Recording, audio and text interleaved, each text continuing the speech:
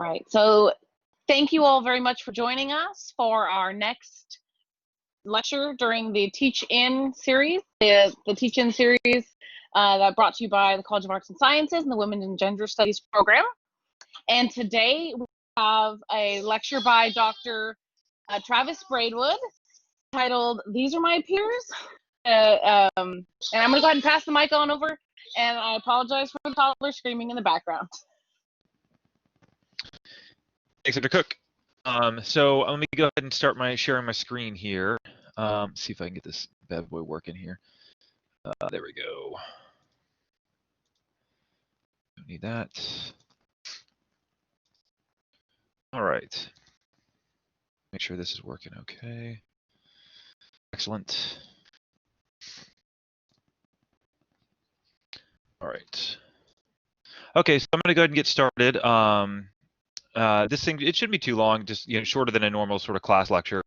So as Dr. Cook mentioned, this is a if there's a sort of error, let me know. I think I'll hear the message chime, and I can zoom out of this thing and figure out what's going on.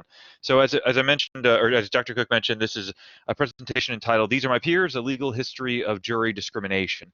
So this is to fit in the theme with the week here, the lecture series rather, that looks at particularly discrimination in history in the United States.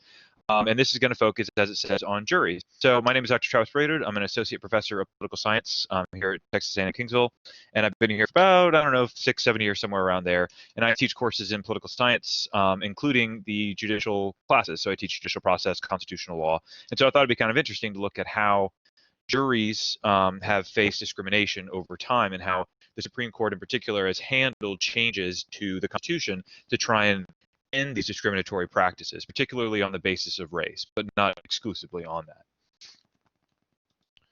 that. So firstly, a brief word on how juries work for those of you that aren't familiar with this. You've been lucky enough not to have to serve on a jury. In criminal cases, the way it works is the government's going to convene what's called a grand jury first. And these grand juries have to show that they have enough evidence to proceed to trial.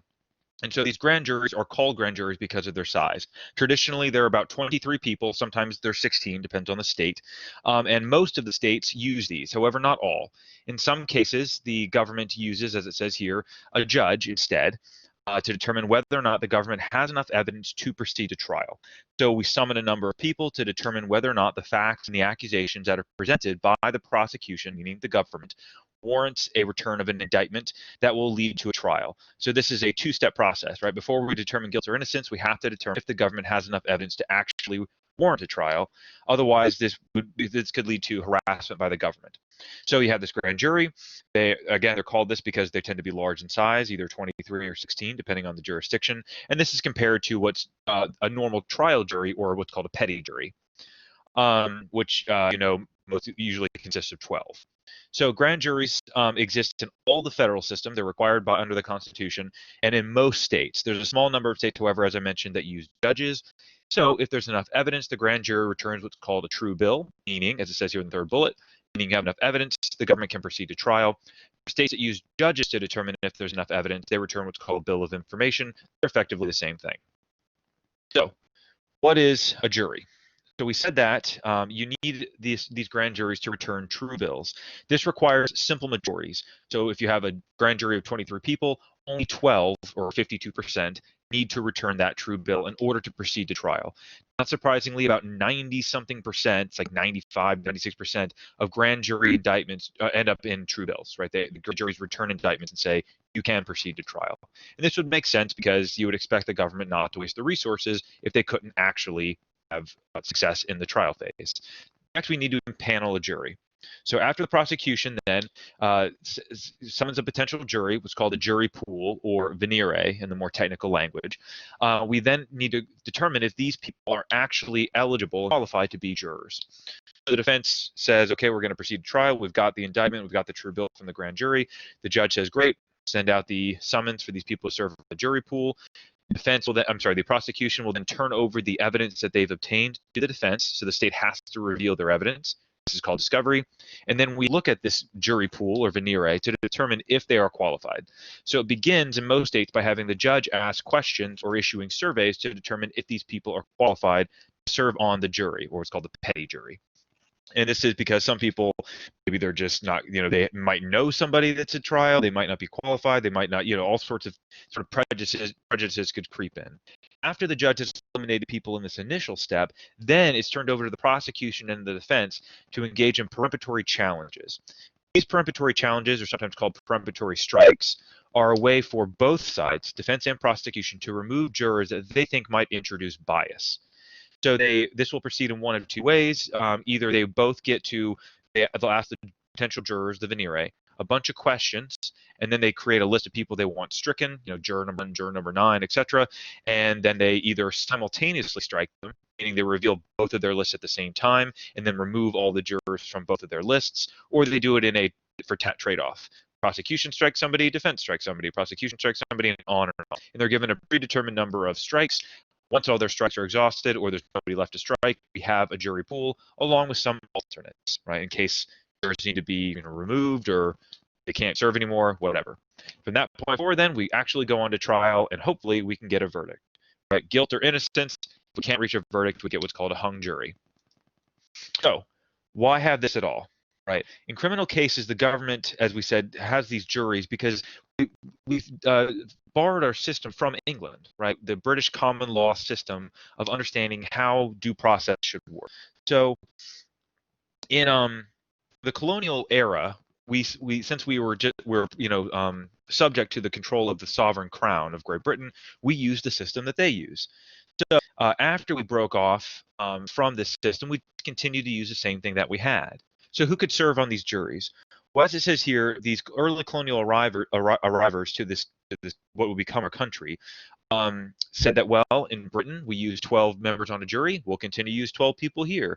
And they said that as 12 honest and empaneled men, then they can serve. Now, notice I mentioned men, right? This in these early colonies was limited to people that were male and that were free. So slavery is also something that we carried over with us. Those people were considered ineligible. Women were considered ineligible as well.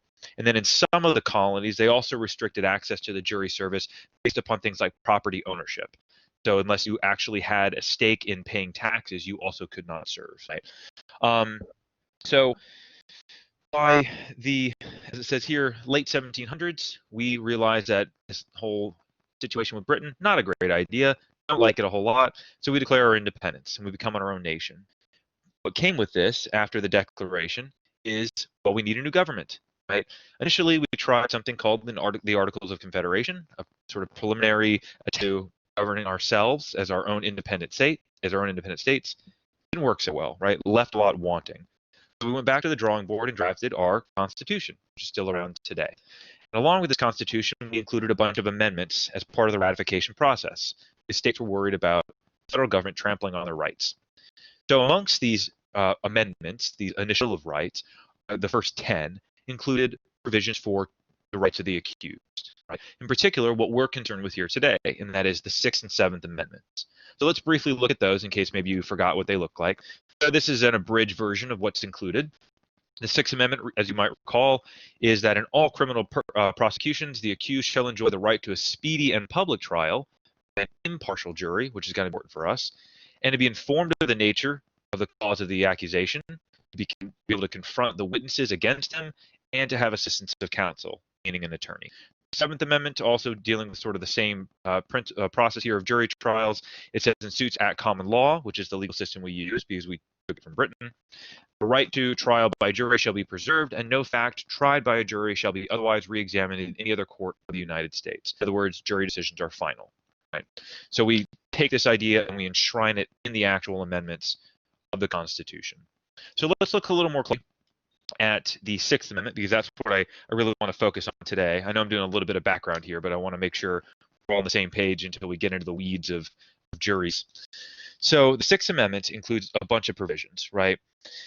Remember, this is the one that says you're going to have the rights of the accused include things like speedy trial, impartial jury, etc.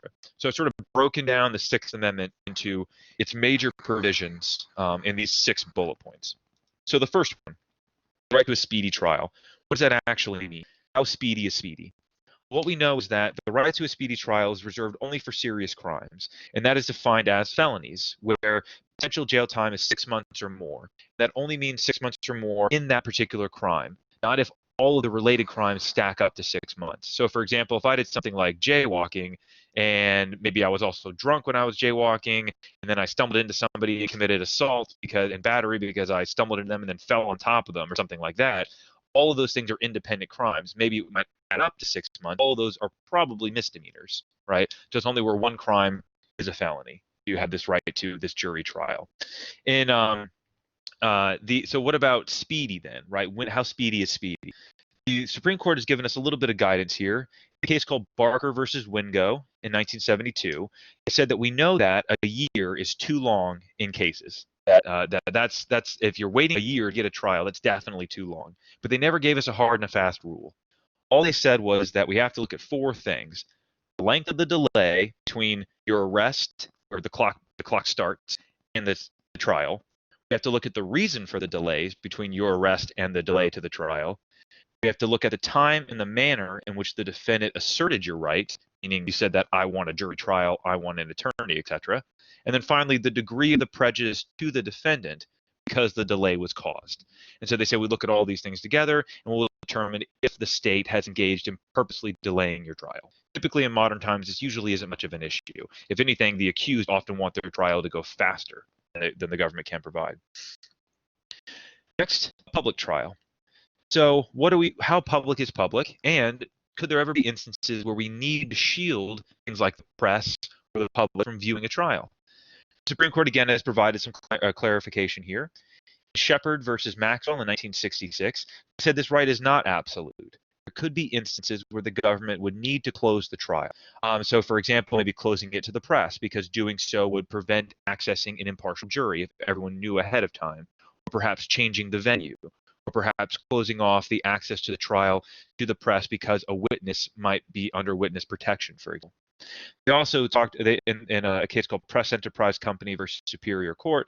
The Supreme Court said that where the accused also could ask for a closed trial if this would prejudice their outcome, and there's really no alternative way to grant fairness. Right? So it's possible in sort of extreme instances to need to close trials off. Right? Impartial juries.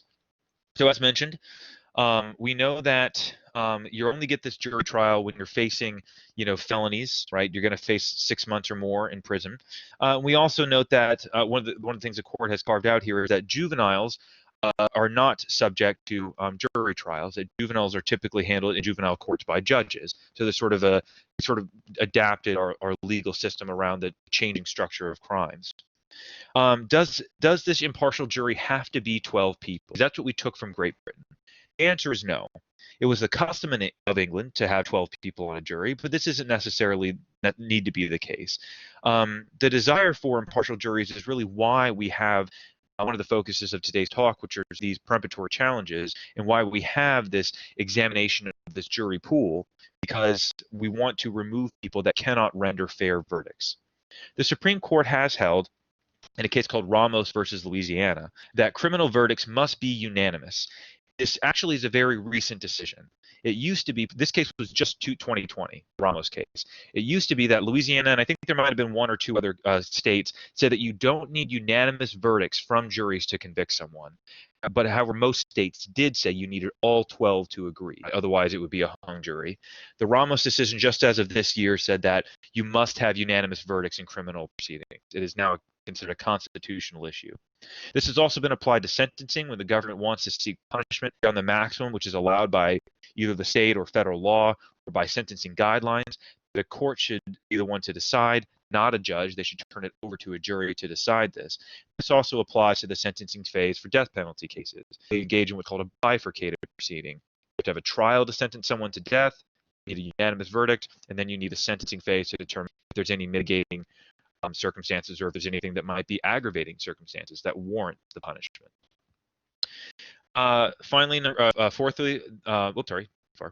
Fourthly, informed of the nature of the crime. So you have to be told why you are being detained. You must be informed by the prosecution of all crimes. This is so that you can claim there might be an instance of double jeopardy where you've already been tried for that crime before and been found guilty or not guilty. So you want to be able to challenge that, challenging double jeopardy. You also need to be able. This goes in with another provision in Article 1 of the Constitution dealing with the right of habeas corpus, or to keep the body, right? Habeas to keep, corpus the body. And that is, you can't just be detained indefinitely. You have to be informed of the nature of your crime. You can't just be thrown in a hole and forgotten about. And this is usually done during the arraignment stage or early in the process. Fifthly, the assistance of counsel. So, I'm sorry, I skipped one. 1, 2, 3, 4, 5. Fifthly is confrontation of witnesses, excuse me. The confrontation clause says that you have to be able to confront people that are accusing you of crime in open court. They have to be able to call, if they're going to accuse you of a crime, they have to be called to the stand, and you have to be given the opportunity to confront them and cross-examine them. Or you have to be able to do so in the presence of your attorney in a neutral setting. So the person that's accusing you there will give a deposition. You then would have the ability to cross-examine during the deposition with your attorney present. The idea here is you don't want people making accusations against you, or the government saying that somebody made an accusation against you, then never having to reveal who actually did it. Right. So this also means no hearsay, although there are some exceptions to the hearsay rule. But you actually need somebody accusing you of that crime. Finally, the last one is assistance of counsel. This one initially was only used for assistance of counsel as an attorney. You have a right to an attorney. Initially, this was reserved for death penalty cases, capital cases. This was later expanded to include all felonies in a case called Gideon versus Wainwright. So now if you're going to be sentenced to 6 months or more in jail, you're going to be accused of a felony, you have to have access to an attorney. And this applies to many throughout all the stages of the process. So for example, Brewer versus Williams, the Supreme Court said in 1977 that this included the formal charge phase, the preliminary hearings, the indictment, presentation of information from the prosecution that's handed over to the defense. They give over all the evidence they have, the arraignment stage, all of this. Once the proceedings begin, you have a right to counsel, interrogation, all of it. Right. This is why whenever you're arrested, and hopefully you're not, during the Miranda warning, police will say you have a right to an attorney. Right. And if you can't afford one will be afforded to you at the expense of the state. That's why. Right. Okay. Let's keep moving. Now that we've sort of got that out of the way, we can move into more of the substance of this here. Let me just pause it real quick, make sure this is still streaming okay. Okay, great. Okay. So we got Constitution, we got a Bill of Rights, right? So great. That's it. No more discrimination in juries. Everything from this point is looking roses, right? No. In fact, what we see is that even after ratification of the Constitution and the Bill of Rights by the states, that we still see a number of institutions in our history that lead to either basically overt discrimination. Most obvious, which of course is slavery. Right? Even before this infamous Dred Scott case, which I'll mention in a second, we saw that while the court was willing to uphold the punishment of people involved in the illegal slave trade, which this country made illegal in 1808, the importation of slaves, mind you, not the ownership of slaves, but the illegal importation of slaves. While the court still found people guilty of that, they would not push back against states' rights claims for possessing slave property. So, for example, in Groves versus Slaughter in 1841, the court held that the sale of a group of Mississippi slaves did not violate the U.S. Commerce Clause, despite a state law to the contrary. In short, they said that the Commerce Clause of the United States could not be used to interfere with the slave trade at the state level. States could still engage in slave trading, just not international slave trading, because that had been banned by Congress. In 1857, this comes to a head, and that is the role here is what is proper interaction between the states with one another and the states and the federal government in determining citizenship, particularly for someone who wants to claim citizenship despite having previously been a slave. Those of you that are in my American government class, this should sound familiar. We talked about this, right? So Dred Scott in this case, it's a pretty logical and pretty convincing claim.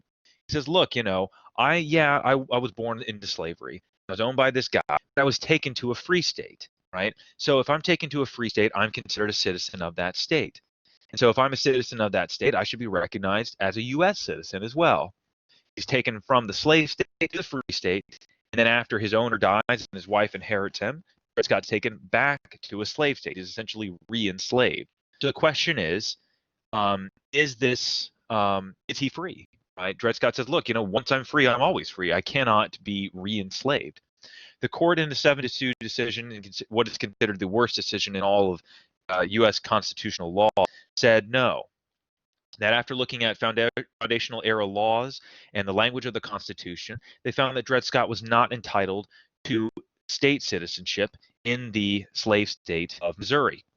That he, even though he might have been free temporarily when he was taken to the free state of Illinois, that Illinois is unable to confer national citizenship. They're only able to confer state citizenship. So you have to remember when this case is being heard, if you note the date, this is before the Civil War, right? So there is nothing in the Constitution that allows the states to create national citizenship. You can say you're a citizen of this state, but not of other states and not of the United States. So since they can't confer national citizenship, once you're back in that slave state, you're once again property. Therefore, you cannot sue. Right? So this issue, of course, will ultimately lead to a conflict. Right? And most of us are hopefully familiar with this. Right? So what we end up with is a civil war. The Civil War, as you can see here in this little figure, we've got loyal free states in white, loyal slave states in this yellow or orangish color. The dark red is West Virginia, which joins the Union. It breaks off from Virginia. Slave states now are in this sort of lightish yellow, orange, and then the blue are Confederate states, which are also slave states. So we have this north-south divide, leads to a civil war that lasts from 1861 until 1865. As most of us know, Lincoln, during this Civil War, issues the Emancipation Proclamation, which declares that all slaves, regardless of where they are free. And that just because the Confederate States have attempted to break off and form their own nation, the Confederate States of America, we, the Union States, do not recognize that sovereignty. That they are essentially just throwing a glorified tantrum. So the war ends, and not to spoil it for you, but the South loses. Right? The Confederacy is defeated. So during this process, we see a number of pieces of legislation come out of it and a number of amendments come out of this war as well. In December of 1865, just after the war concludes, we get the passage of the 14th Amendment. I'm sorry, we get the passage of the 13th Amendment.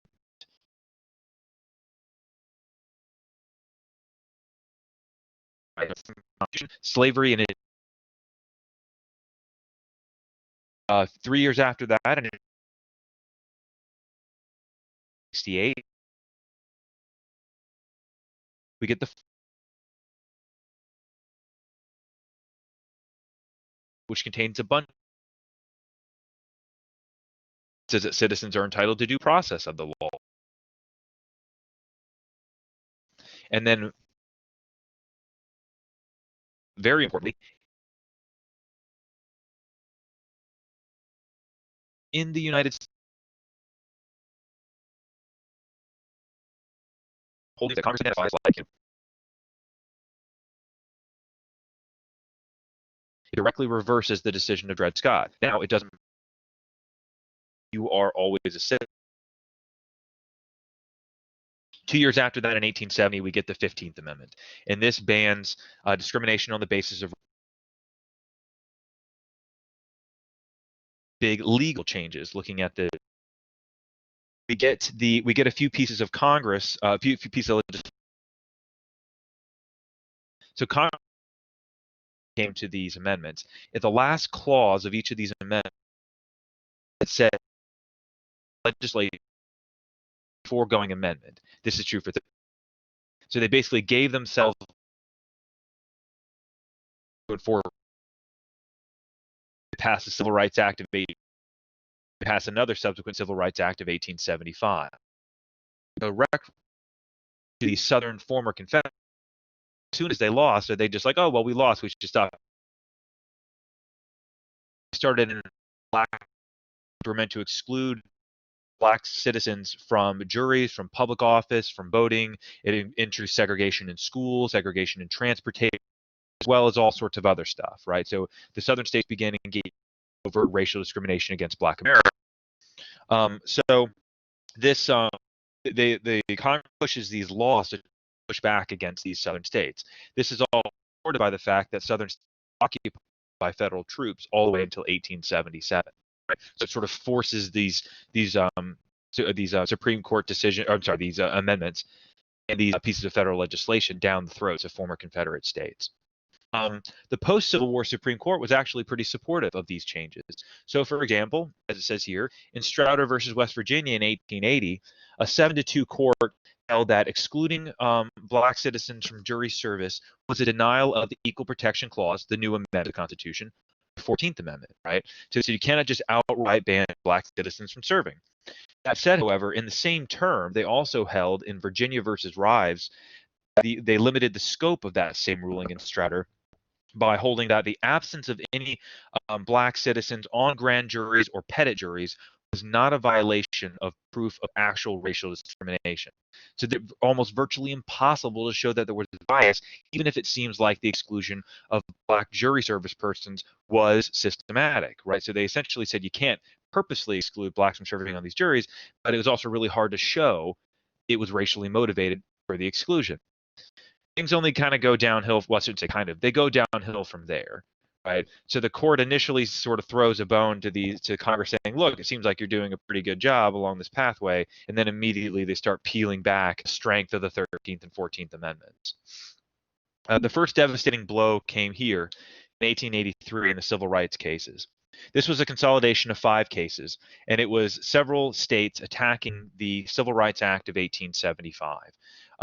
Particularly, again, remember 1875 Civil Rights Act there was trying to ensure equality of access to people, particularly African American citizens, enjoying things like transportation facilities, hotels and inns, theaters, really all places of public amusement.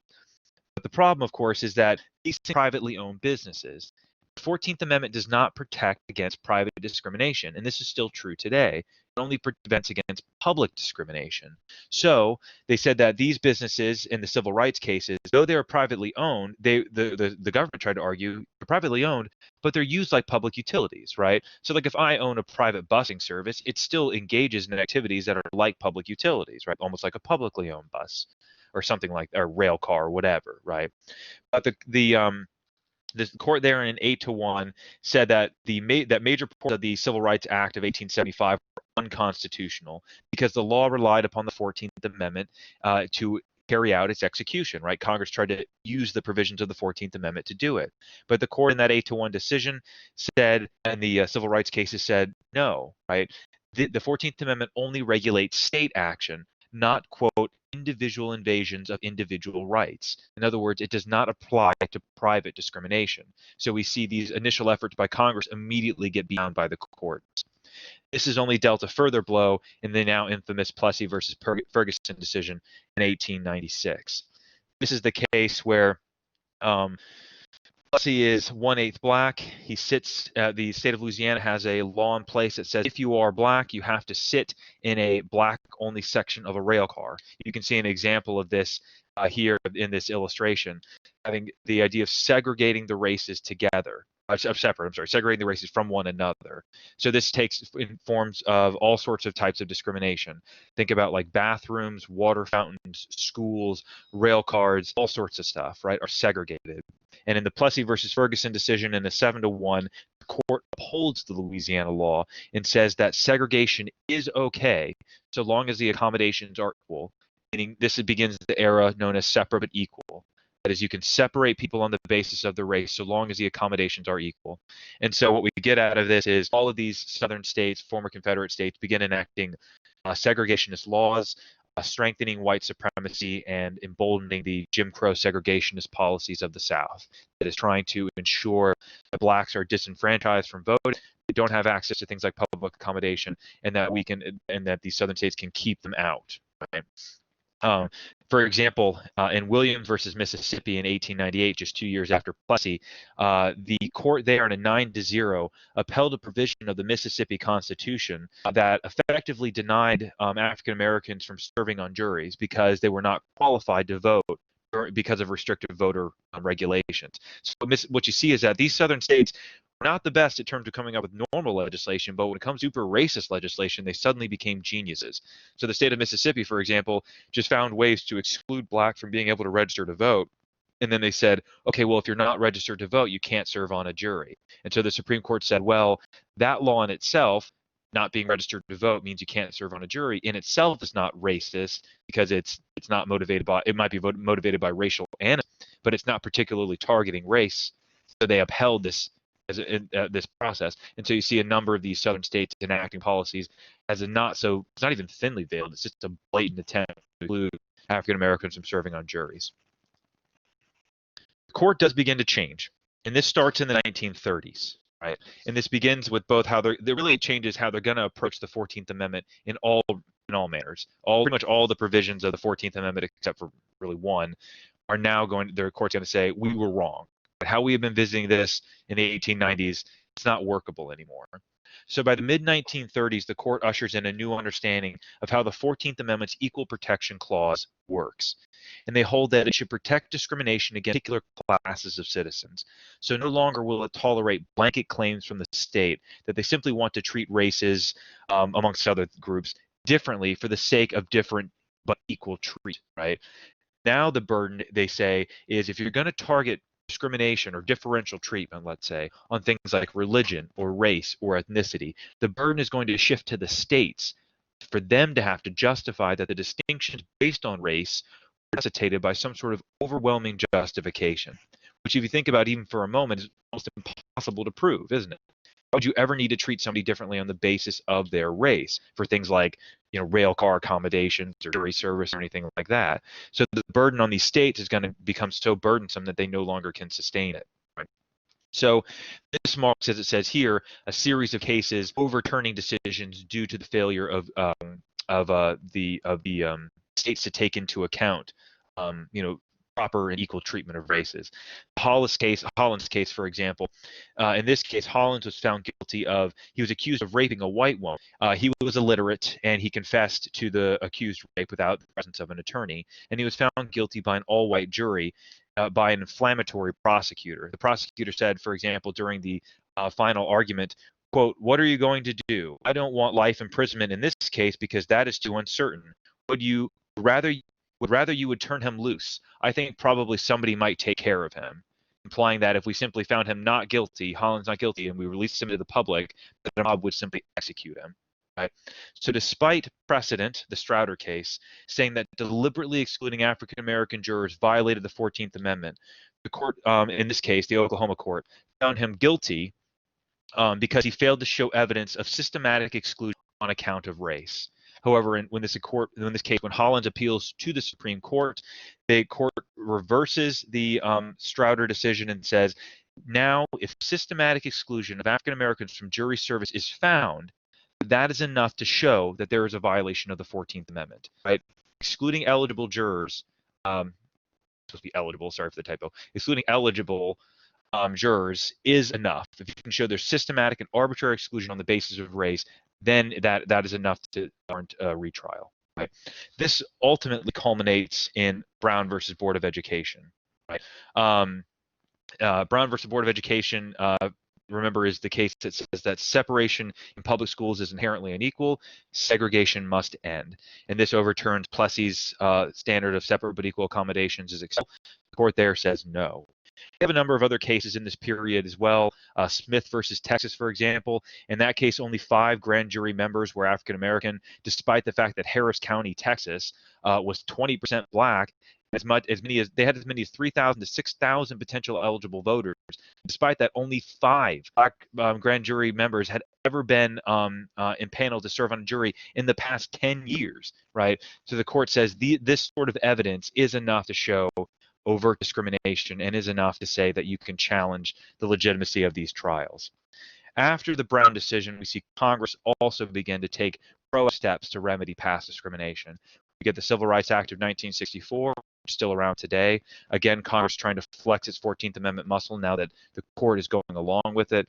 And then the Voting Rights Act of 1965, which is also still around today, although it has been weakened somewhat in recent years. So that's great, right? We've said that you cannot outright exclude African American citizens from serving on juries. We said that you can show things like histories of discrimination and arbitrary exclusion of black jury members from these jury pools as grounds for improper striking of jurors. So that's it, right? Are we done? No. Instead, what we see is that states that want to engage in discrimination find new ways to find and hide their discrimination, even though it might not be as outright, they nonetheless find ways. So given exclusion of African Americans from juries and the venire, right, so from the petty juries and from serving on the jury pool itself is prohibited, what's left? Well, Swain versus Alabama. Swain was a black man sentenced to death for the alleged rape in Alabama of I think of a white woman, if I recall, and he was found guilty by an all-white jury. Of the eligible juries in the county, 26% were black. But the panels, starting, this case was 1965, going all the way back to 1953, they only averaged 10 to 15% of black jurors that made it into the summoning pool, into the venires, right? So despite the fact that 26% were black, only 10 to 15 were even summoned. And then of that, after the preparatory strikes, no black juror actually served petty jury in Alabama, or in this county in Alabama, since 1950. In 15 years, they had not had a single black juror. Swain noted that 8 out of the impaneled jurors in his case, 8 of the 100 panel jurors in his case had all been removed via preparatory challenge. They'd all been stricken. Right here, in a 6-3, the court held that prosecution striking of black potential jurors from the jury via the preparatory challenge was not a denial of the Equal Protection Clause. The court found that there was no showing that an attempt to include or exclude any number of black jurors was not necessarily a violation of the 14th Amendment. It said that striking a jury solely on the basis of race did not violate the 14th Amendment. And that's sort of staggering, right?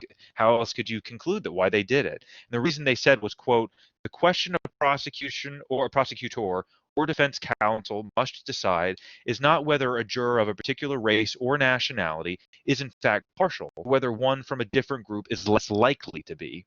The court seemed reluctant to admit that there was even a problem, despite in the face of overwhelming evidence of discrimination. So if this is the case, if this really blatant evidence of constant removal of potential black juror members, what then do you need to prove? Right? What sort of evidence do you need to show other than, that would satisfy this burden? Skip ahead to the 1970s, and the composition of the court begins to change, and they realize that this is not a workable standard. Right? So due to the fact that we're seeing other, like the demographics of the United States begin to change. It could also be because we're seeing increasing overt discrimination on juries. But prior to 1970, the only way that defendants could ever challenge discrimination in their juries was for African Americans from grand and petty juries to show actual discrimination in their case, right? You had to have sort of overt, overwhelming discrimination, not systematic exclusion. However, in 1972, in this Peters versus Kiff case, the court considered for the first time whether a white defendant could challenge the exclusion of black citizens from jury service, as it denied Peters a jury of his peers. And in a 6-3, the court held that systematic exclusion of any race, including blacks or whites, from juries violated the Due Process Clause. The idea here is that what is the purpose of the Sixth Amendment? It's a jury of your peers. If you're white or black and you're removing people systematically because of their race, that is no longer a jury of your peers. It's a jury that's monolithically one race, or monochromatic, I should say, probably more accurate. And so they say that this is going to be grounds for a challenge. So basically, they start moving away from this Swain versus Alabama decision. In Castaneda versus Partida, they asked a similar question. 1977, Castaneda is a Mexican-American citizen. He was accused and convicted of burglary with the intent to rape an alleged victim. During the process, the fact that he was Mexican-American and that Mexican-Americans were systematically excluded from jurors and juries was grounds to challenge. In that case, Latinos made up 79% of Hidalgo County, Texas, but only 39% were summoned for grand jury service in an 11-year period, and the number that were actually impaneled to serve on juries after peremptory strikes was super, super small. The court there says that this evidence in a 5-4 decision is enough to show intentional discrimination at the grand jury stage. Right? This only comes to a head with our current standard, and that is Batson. Oops, sorry. There we go. Batson versus Kentucky, and this is still what guides us today.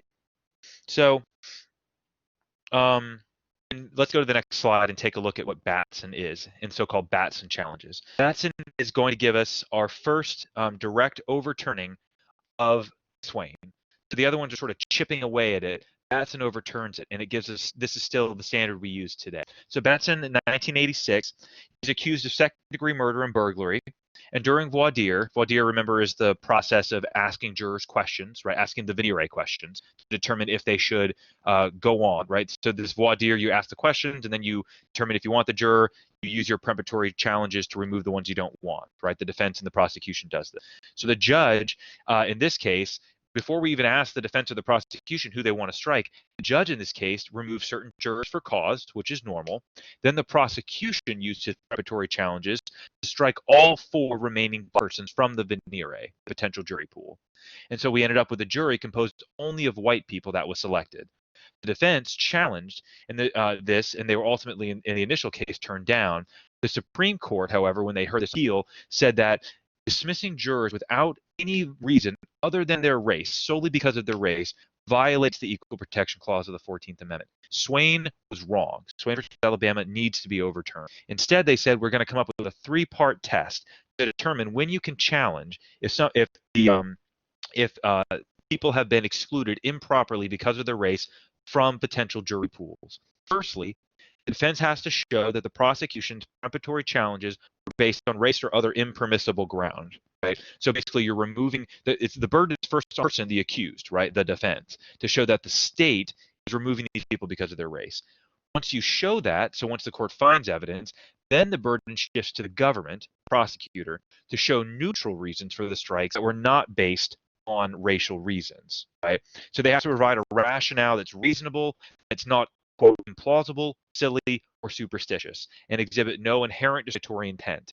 Only then those strikes be maintained. Finally, the court will have the final say in determining the validity of the neutral reasons provided by the prosecutor were valid. If they were lies or false, it's considered a mistrial, and you would have to start over, right? So so there we go, right? We have these are called Batson challenges. If you have evidence of overt racial discrimination, you can challenge these juries, right? Challenge the accuracy and validity of these jury decisions. And this, as I mentioned here, has been extended. It also extends not just to race, but to sex in this JEB case. It also extends to jurors of the same race as the defendant. So it could be the same race or different race. It doesn't matter, right, of the accused. The idea is if you're striking anyone because of their race from the jury pool, that's invalid. And then finally, it also prohibited defendants from doing this as well. So here it talks about the defense challenging the prosecution, but it seems a little unlikely, but it's possible, like in this Georgia versus McCollum case, that the defense is purposely striking people because of the race. That too is not permitted, right? Neither side may exclude because of race. Great. So we're all done, right? We can all sing Kumbaya and go home. Nobody will ever discriminate again.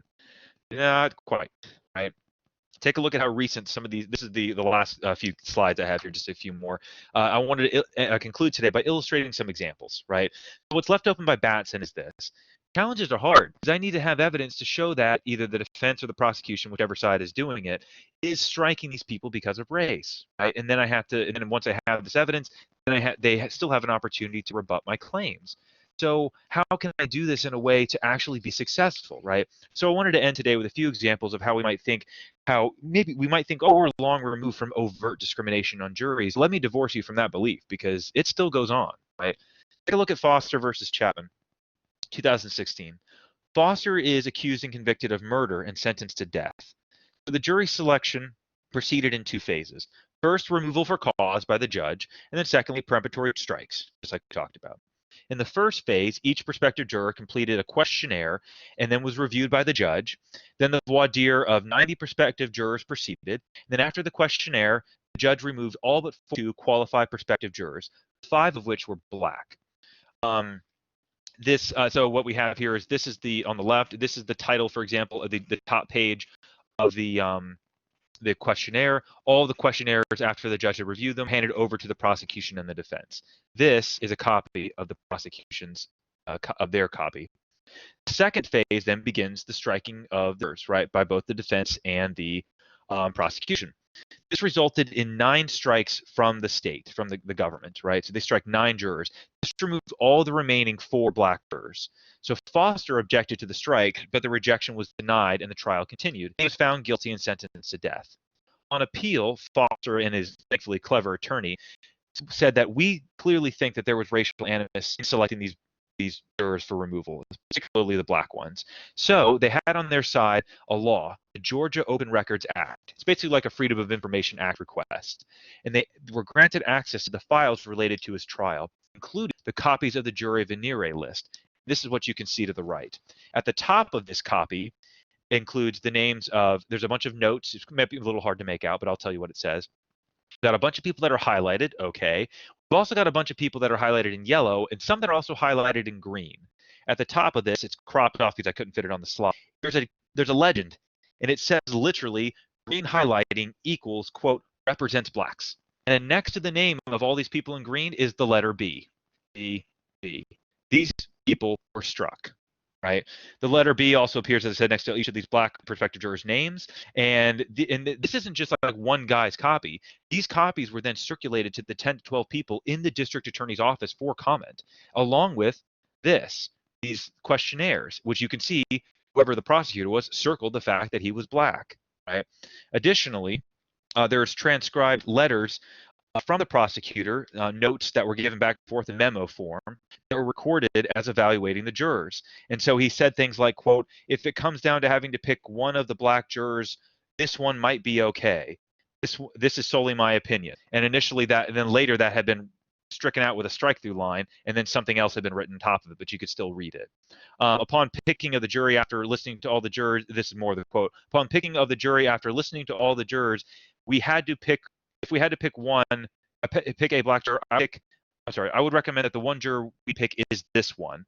And they also finally, there was 3 handwritten notes next to prospective jurors with the words B number 1, B number 2, and B number 3 on a list of, quote, definite no's, and a handwritten note that said, quote, Church of Christ, no, exclamation point, no black church.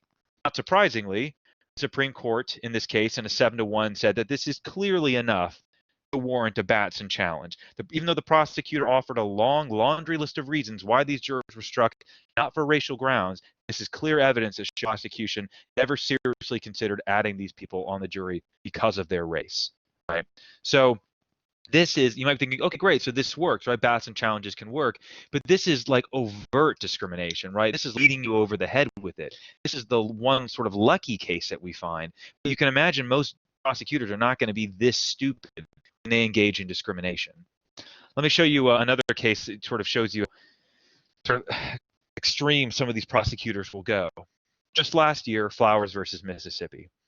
So this guy is put on trial 6 times for an accused murder. So Flowers was accused and convicted of I think it was a burglary and a murder.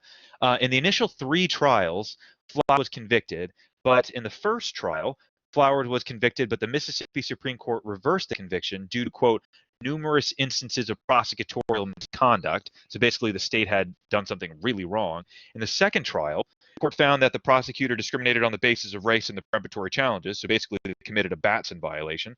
So they went back for a retrial.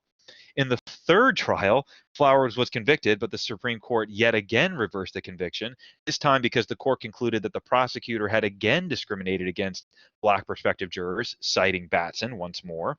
And then finally, in the 4th and 5th trial, this is crazy, they're trying to get this guy still convicted, right? In the 4th and 5th trial, they said that this was a hung jury, so they couldn't reach a decision. They didn't find him guilty or innocent, so they then went back to retrial. Finally, on the 6th trial, the state struck 5 of the 6 prospective jurors that were black. And on appeal, Flowers argued that the state again violated Batson for essentially the 3rd time in exercising its peremptory strikes against prospective black jurors. In a 5-4 decision, the Mississippi Supreme Court affirmed the conviction nonetheless, despite this clear evidence. So this ends up in the Supreme Court. They cited the case we looked at a second ago, Foster, and the use, they said the peremptory strikes here was clearly motivated by discriminatory intent, and that the Constitution prohibits striking even a single prospective juror with discriminatory purpose.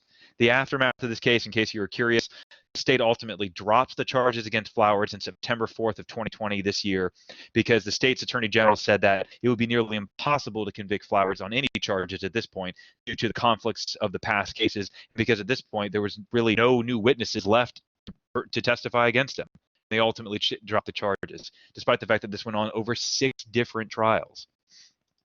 Finally, the last thing I want to look at today is so we sort of talked about this idea of jury trials and removing jurors based on race. Well, what if the problem is not just the state in engaging in overt discrimination and removing people? What if the problem is the jury itself? So this is a recent case, Pena Rodriguez versus Colorado, and the general standard. One of the things that we took over from Britain, in addition to the whole legal system, is we have a rule that's called the no impeachment rule. It's also called the Mansford rule. And it says that whenever you serve on a jury, you cannot be forced to testify about anything you mentioned during deliberations, right? So it's, as it says here, you cannot be forced to testify. It's also called the no, as I said, the no impeachment rule. But the question is raised, what happens if a juror does something during deliberation that is so heinous that it taints the whole jury process, right? So this case involved Miguel Jalapeno Rodriguez, a Colorado man. He's accused of sexually assaulting two teenage girls in a restroom and for unlawful sexual contact. Members of the venire in this trial process were repeatedly asked whether they believed they could be fair and impartial in the case, and none of the impaneled jurors expressed any reservations that they had racial animus or any other bias, and none of them asked to see the judge before the trial begins. They have a 3-day trial.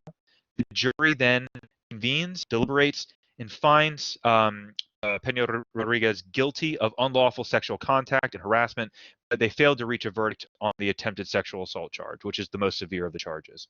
It was later revealed during deliberations that juror codenamed HC allegedly made a number of racially biased comments. He said, quote, Mexican men had a bravado that caused them to believe that they could do whatever they wanted with women. And, quote, 9 times out of 10, Mexican men were guilty of being aggressive towards women and young girls, period. And HC also said that in regards to Pena Rodriguez's alibi, his witness that said that he couldn't have done the crime, he was not credible, quote, because he was illegal. But after the jury found him guilty, 2 of the jurors went to speak to the defense counsel and the judge, and they entered affidavits attesting to these statements made by the juror. So the question is, should there ever be an exception to this no impeachment rule?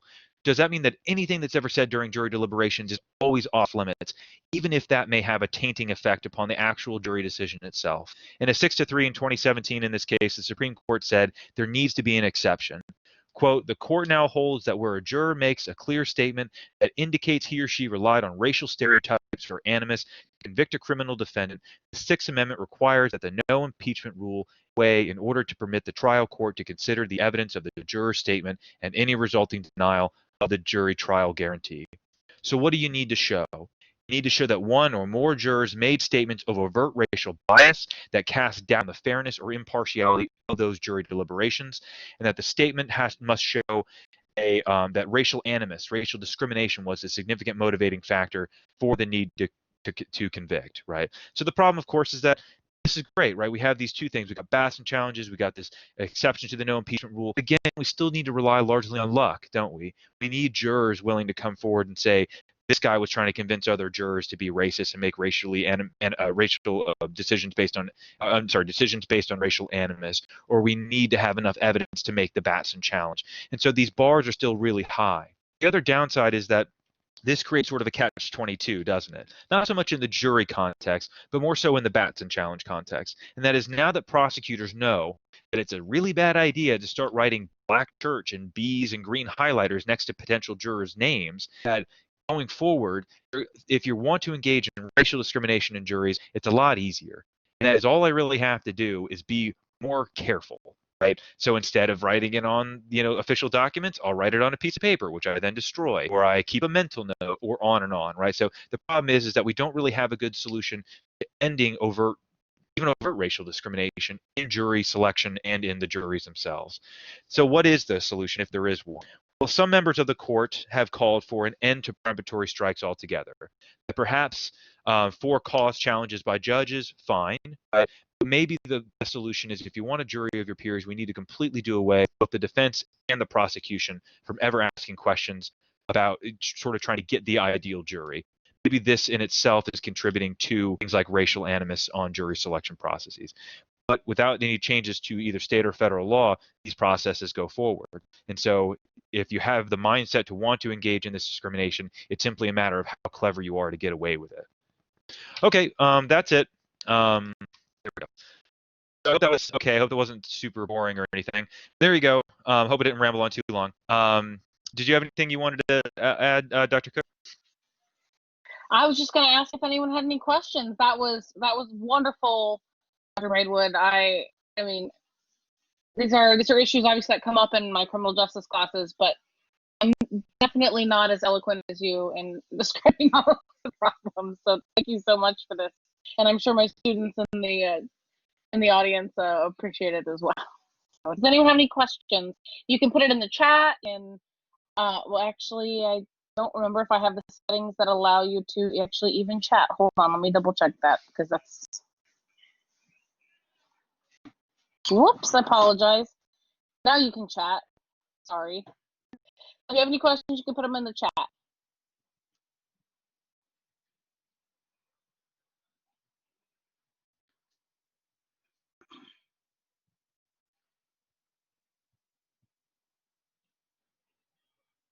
Very interesting, no questions. The video was skipping a lot. Oh dear. It wasn't on my end. So, but I was just going we to have ask. I was just going to recorded ask. this. Oh yeah. Okay. Hopefully the recording then works out a little better. Sorry if it skipped.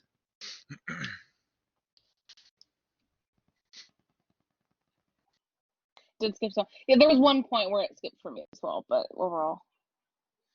But if we just used professional judges instead of amateur jurors? Yeah, I mean, you could. Dr. Melody. The accused always have the option of asking for a judge instead of a jury. That is a possibility. But I mean, so yeah, I guess that would be one option, right? Typically, though, the most defense attorneys say to always ask for juries because they see them as more sympathetic. It's not always the case.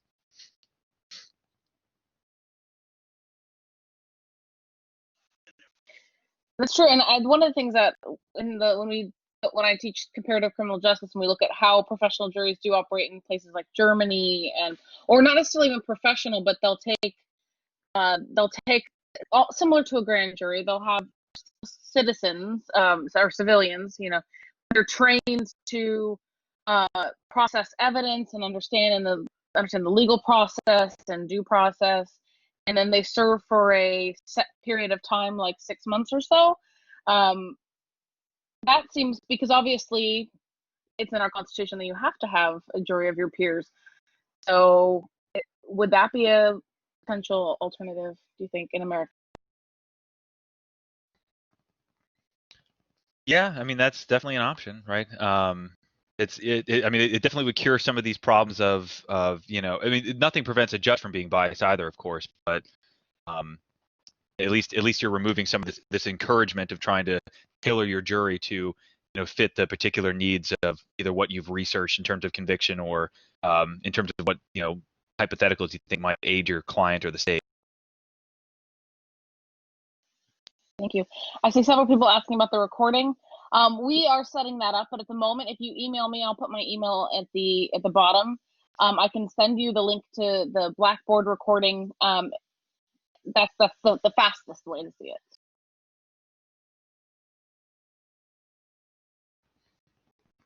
That's a good question. Why can't we just simply screen out the jurors, right? So that way you would never know what their race or ethnicity is. Why even have them there in the first place? That's actually a really good point, right? I mean, you don't really need to see the jurors at all. You could have them completely divorced from the proceedings. I mean, they're supposed to be a jury of your peers. Now that said, even if you couldn't see the jurors, you might still be able to ask questions in such a thinly veiled way as to try and winnow them down. So, like, for example, maybe I would ask, do you go to church? Where do you go? Is English the primary language spoken at home? Or, you could sort of like, you could, I'm sure that really, that if there is discrimination in the heart of the prosecutor or the defense, they'll probably find a clever way to ask a question such that they could make inferences about the race of the potential juror. That would be one possible solution.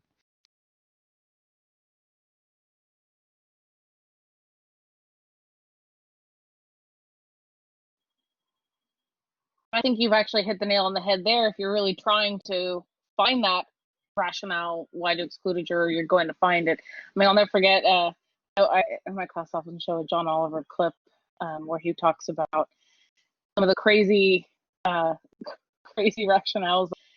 Has an Afro hairstyle, or very codified language that obviously means that it's because the juror is black. But so again, unfortunately, I think it's the will if there's a will, there's a way. So, how do we fix the actual root of the problem?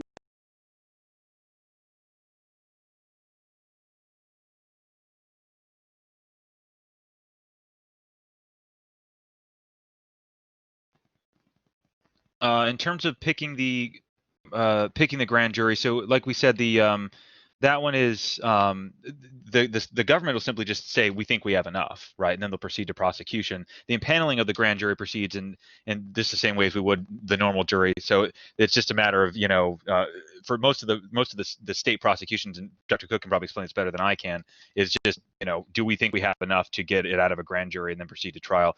Sometimes they'll even move forward before they finish collecting evidence because they'll just get it as long as they can get it through a grand jury, which again you just need 12. They can worry about finishing the total evidence collection when they get to the trial phase.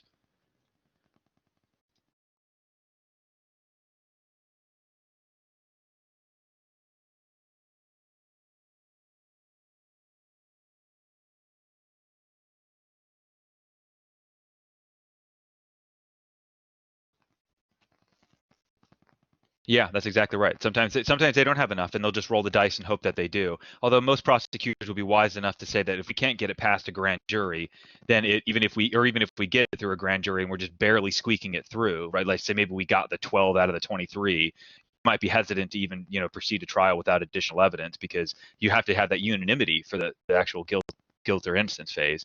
So it would seem like a waste of resources and time to proceed to trial if you don't have the evidence, right? Most of these, of course, don't proceed to trial. Most people, as Dr. Cook knows, you plead out.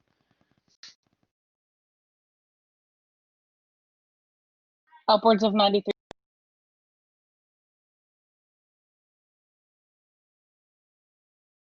All right, do you have any other further questions?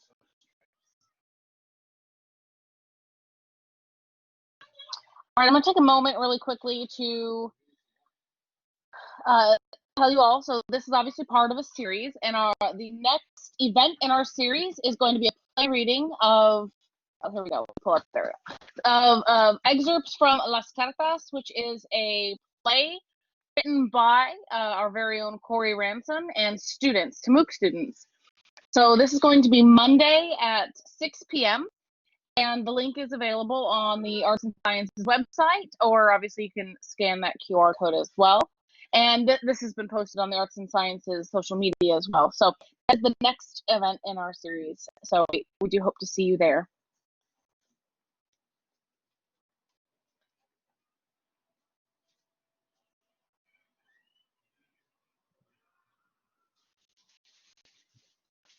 All right, and Cynthia, yeah, I think we unfortunately, yeah, Monday. What is Monday? Monday is the 2nd, correct? Yes. So it's the 2nd.